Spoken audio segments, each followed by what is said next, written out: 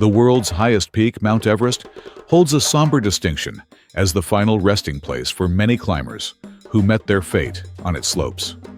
These bodies, preserved due to the cold, serve as grim reminders of the dangers people face when attempting to scale the grand heights of the Himalayas. Mount Everest sits 29,032 feet, 8,849 meters, above sea level in the death zone. Located in Nepal and Tibet, Asia, it is one of the deadliest mountains in the world. Warning: this article contains graphic images. Reader discretion is advised. Mount Everest's death zone. The infamous death zone on Mount Everest is situated above 8,000 meters, 26,247 feet. It presents climbers with the intense challenge marked by extreme cold, dangerously low oxygen levels, and inhospitable conditions. As climbers ascend higher into the death zone, they must be vigilant in monitoring their physical well-being and mental state to mitigate the risks. This high-altitude region is where many climbers succumb to the harsh effects of hypoxia, frostbite, exhaustion, and severe altitude sickness due to the lack of oxygen. Climbers venturing into the death zone must contend with physical challenges such as thin air and freezing temperatures. They need to move diligently, yet swiftly, to minimize their exposure to the deadly conditions. The risks are magnified by the unforgiving terrain and unpredictable weather patterns.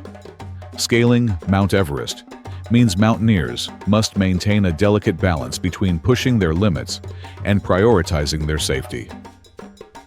Proper acclimatization and adequate nutrition are essential components of a successful ascent. Exercising caution, sound judgment, and resilience is also required. Why bodies are left on Mount Everest. The high-altitude environment and extreme conditions on Everest pose significant obstacles to recovery operations. Logistical complexities are the main culprit. It is highly inefficient, impractical, and dangerous to move frozen bodies, which can weigh over 300 pounds, 136 kg. At these altitudes and under unpredictable weather conditions, body recovery is a perilous task that demands specialized skills and equipment. Some people have died while trying to recover bodies on Everest. People often ask why helicopters aren't used for rescue and recovery on Everest. The highest elevation that helicopters can reliably land is Camp 2, located at 21,000 feet, 6,400 meters. The air density on the upper slopes mean that helicopters generally aren't able to operate. Above a certain altitude, there are not enough air molecules for the rotors to create enough lift. The highest helicopter rescue ever on Everest was at 25,590 feet, 7,800 meters, in 2013, done in calm weather conditions. Finally, the costs associated with body recovery missions on Everest can be prohibitive, requiring substantial resources and expertise. While some bodies have been identified and relocated for various reasons, the majority of fallen climbers remain on the mountain where they died.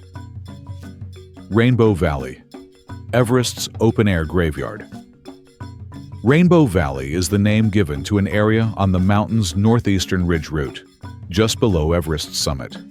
The location is a critical point for climbers, ascending or descending the summit via the North Col route. The name does not point to its natural beauty or vibrant flora, but for the colorful down jackets of fallen climbers strewn across its landscape.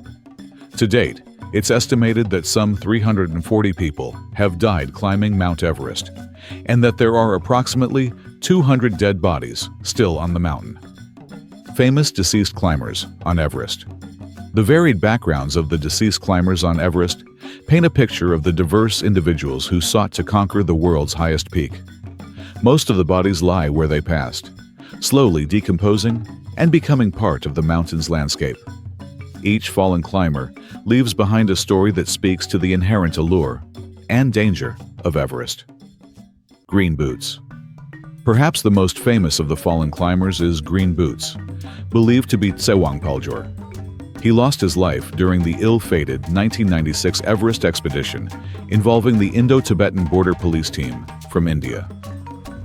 The name Green Boots refers to the green Koflak mountaineering boots on his feet, Polyor and his 6-person team were caught in a blizzard, just short of the summit.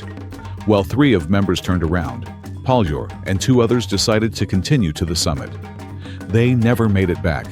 Green Boots became a landmark on the main northeast ridge route until the body was eventually moved to a more discreet location in 2014. The 1996 Everest tragedy stands as one of the deadliest disasters in the history of climbing Mount Everest. A sudden and severe storm with fierce winds and blinding snow was a primary cause of the disaster. A high number of climbers were attempting to summit on the same day, which created a bottleneck at the Hillary Step. This delayed climbers' ascent and descent during a critical time window. A total of 8 climbers lost their lives. The disaster brought to light concerns about the increasing commercialization of Everest climbs.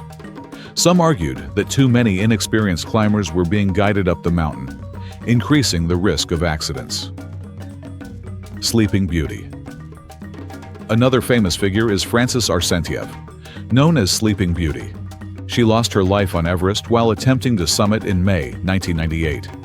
Frances Arsenyev and her husband, Sergei Arsenyev, embarked on their Everest summit attempt with the goal of reaching the top without supplemental oxygen, a tremendously arduous feat.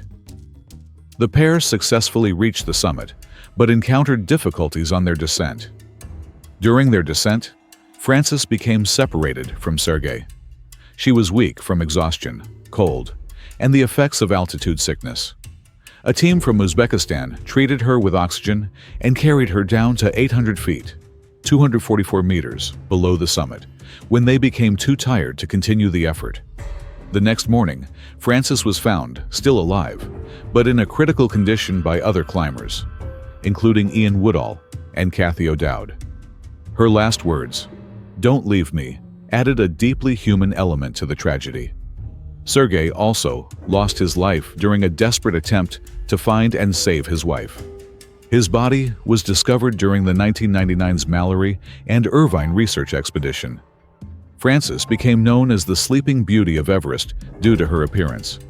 She laid on the mountain as if she were sleeping, and her skin was white and waxy due to the cold. Her body was eventually recovered 9 years later, in 2007. George Mallory and Sandy Irvine. George Mallory, a British mountaineer, is one of the most enigmatic figures in the history of Everest exploration. His disappearance in 1924, alongside climbing partner Andrew Irvine, sparked one of the greatest mountaineering mysteries. Did Mallory and Irvine reach the summit of Everest before they perished? Mallory's body was not discovered until 1999, leaving the details of his final hours largely speculative. The exact circumstances of their deaths remain uncertain, but evidence suggests they suffered fatal falls. When Mallory's body was found on the north face of Everest, it showed signs of numerous injuries, including a severe rope jerk injury around his waist, suggesting he had been tied to Irvine when he fell. The discovery of Mallory's body also revealed he had severe head wounds, which likely contributed to his death. Mallory's body was found lying on a remote part of the mountain and dressed in early 20th century mountaineering gear. His body is believed to have been removed from Everest by the Chinese government. Irvine's foot, sock, and boot were found in September 2024 by filmmaker Jimmy Chin while leading a National Geographic team on the North Col of Everest. The remains were turned over to the China-Tibet Mountaineering Association, the governmental authority that oversees the north side of Everest. Mallory and Irvine were known to have carried a camera. However, it was never found. Additionally, Mallory promised to place a photograph of his wife on the summit. The photo was not found either, fueling ongoing speculation about whether they reached the top. Scott Fischer. Scott Fischer was an experienced American mountaineer and mountain guide who lost his life during the infamous 1996 Everest disaster. His death is one of the most notable in the history of Everest expeditions. Fischer died on May 11, 1996, during a descent from the summit of Mount Everest.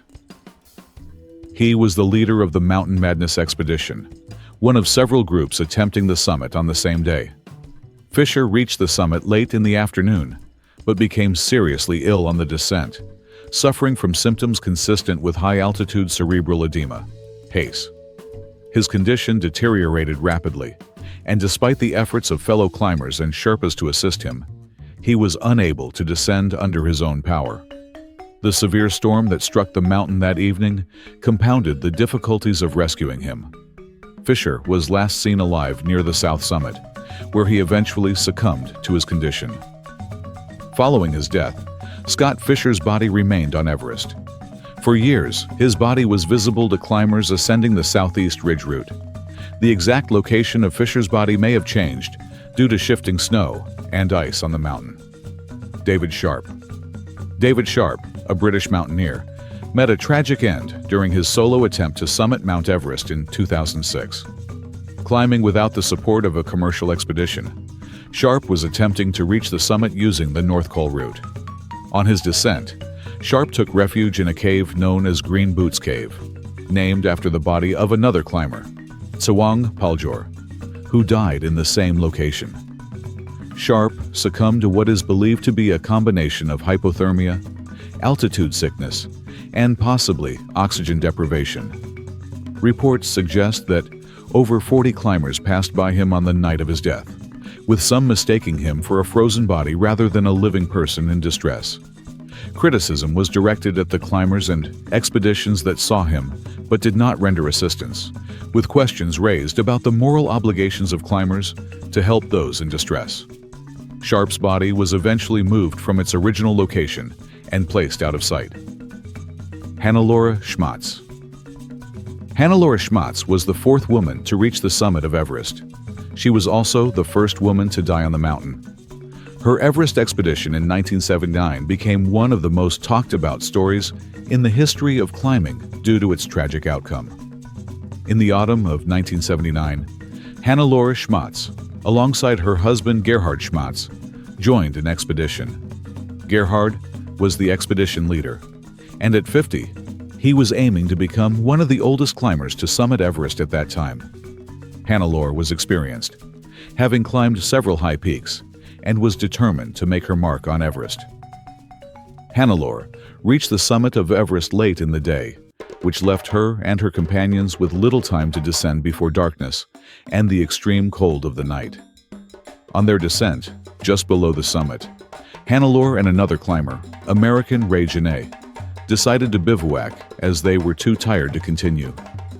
Despite the efforts of their Sherpa guides to convince them to move, Hannelore and her companions stayed put. The decision proved fatal as they were exposed to the harsh elements at high altitude without adequate protection. Both Hannelore and Genet died. Their Sherpa guide survived. For many years, Hannelore's body laid on Everest as a landmark, just 328 feet, 100 meters, above Camp 4. She rested in a seated position, leaning against her backpack, with open eyes and blowing hair. Eventually, her body disappeared from the mountain, moved by natural forces. Rob Hall. Rob Hall was a distinguished New Zealand mountaineer and founder of Adventure Consultants. He was a central figure in one of the most harrowing tragedies on Mount Everest on May 10–11, 1996. Hall, who had successfully guided numerous clients to the summit of Everest in previous years, embarked on what was to be his final climb, with a group that included both seasoned and less experienced climbers. The expedition's ascent was hampered by delays. He successfully summited, but as the day wore on, conditions on the mountain deteriorated. A sudden storm subjected climbers to blinding snow, strong winds, and freezing temperatures. Hall and his client Doug Hansen became stranded just below the summit, caught in the storm's ferocity with dwindling oxygen supplies. Hall was determined to stay with his client, who was too ill to move. Both climbers eventually succumbed to the elements. Hall's final moments were marked by heartbreaking satellite phone conversations with his wife in New Zealand. Despite knowing his death was imminent, he calmly said, "Sleep well, my sweetheart. Please don't worry too much." Hall's body remains on Mount Everest, located where he died near the south summit. His wife, Jan Arnold, believed that Hall's body lies where he'd like to have stayed, and doesn't want people to endanger themselves in an attempt to recover his body. She has asked that his body be left alone. Shreya Shakhlorfine. Shreya Shakhlorfine was a Nepali-born Canadian mountaineer whose dream to climb Mount Everest ended in tragedy. The 2012 Everest season was noted for its crowded conditions, with a high number of climbers attempting to summit during the narrow window of favorable weather. Shakhlorfine was very inexperienced and slow, which ultimately led to her demise. She successfully reached the summit late in the day, but became exhausted and ran out of supplemental oxygen. She died on May 19, 2012 during her descent, on the mountain's south side near the balcony area. A team of Sherpas successfully retrieved her body. Everest's impact on climbing culture. The culture of climbing on Mount Everest has come under scrutiny for its emphasis on summit success over safety and ethical considerations. This focus on reaching the summit at all costs has given rise to the phenomenon known as summit fever, where climbers prioritize personal achievements over the well-being of themselves and others. Summit fever has been implicated in numerous climbing accidents and fatalities on Everest. The tragic events that have unfolded on Everest, such as the 1996 disaster, have prompted reflections on the commercialization of expeditions and the need for a more balanced approach to mountaineering. The pressure to achieve summit success have sometimes overshadowed the fundamental principles of safety, respect for the mountain, and mutual assistance among climbers. Despite the inherent risks and controversies surrounding Everest climbing, the allure of summiting the world's highest peak remains a powerful draw.